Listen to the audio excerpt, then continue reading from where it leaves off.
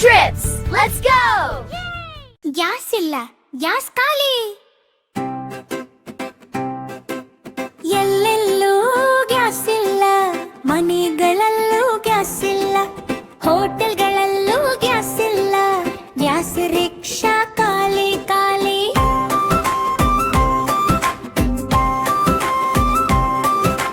Gas lorry ಖಾಲಿ ಖಾಲಿ. ಜನರು ಎಲ್ಲರೂ ಸಾಲಿನಲ್ಲಿ ನಿಂತರು.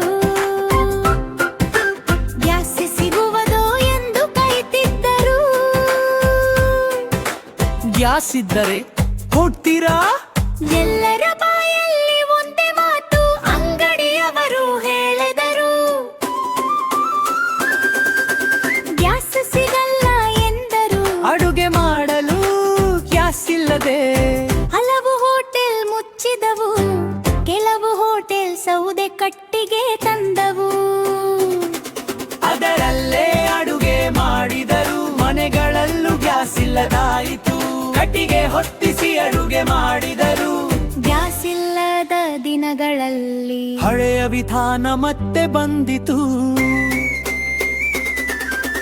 ಗ್ಯಾಸ್ ಇಲ್ಲ